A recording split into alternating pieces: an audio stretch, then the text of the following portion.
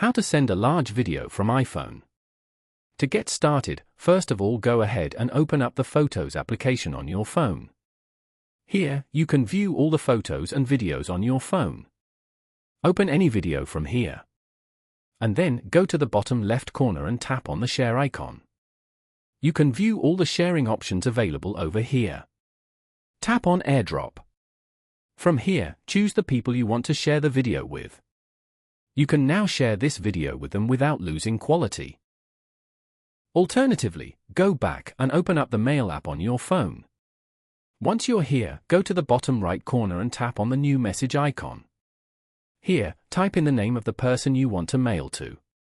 Then, tap on the message box. Now, go to your keyboard and tap on the arrow on the right. Tap on the attachment icon as shown. Here, tap on Photo Library.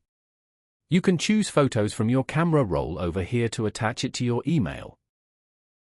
Select the video you want to share and then tap on Done at the top right corner.